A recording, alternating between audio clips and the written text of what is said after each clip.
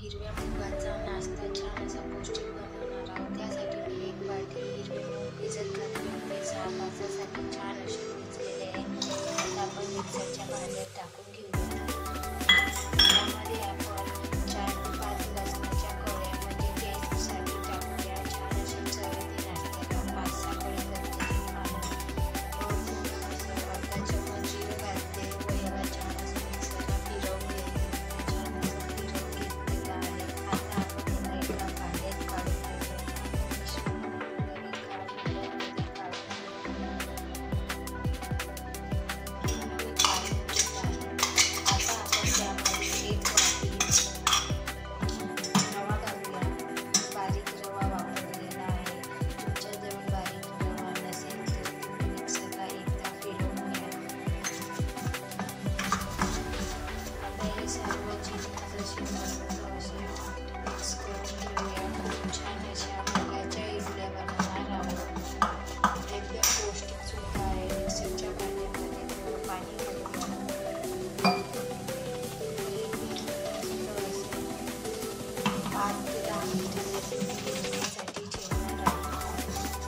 तुम्ही सकाळच्या नाश्त्यासाठी पण ह्या इडल्या बनवू शकता किंवा ऑफिसला टिफिनला सुद्धा नेऊ शकता। खूप छान चटणी तयार होणारी रेसिपी आहे। तर बघू शकता बॅटर असं किंवा पातळ बनवायला पाहिजे असं बॅटर बनवून तयार केलेलं आहे। आता आपण 10 मिनिटं यामध्ये याला अर्धा चमच छोटा असा हिंग घालून त्याला एकाच डायरेक्शनमध्ये असं मस्त मिक्स करून घेऊया। म्हणजे आपल्या इडल्या अशा छान अशा मऊ स्पॉन्जी तयार होईल।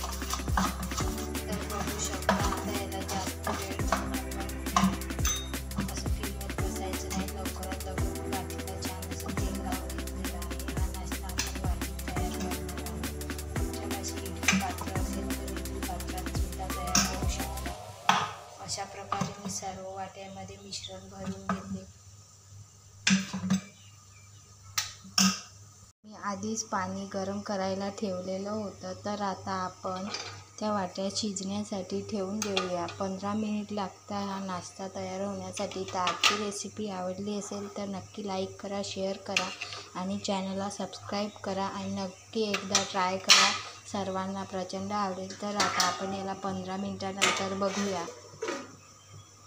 मिनिट झालेले आहे। आता आपण चेक करूया आपल्या इडल्या शिजल्या का।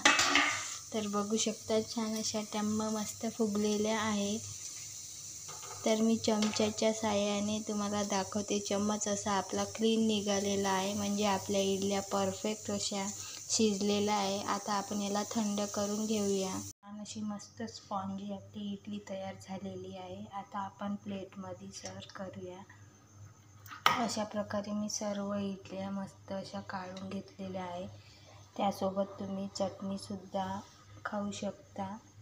मी यासोबत सांबार बनवलेला आहे।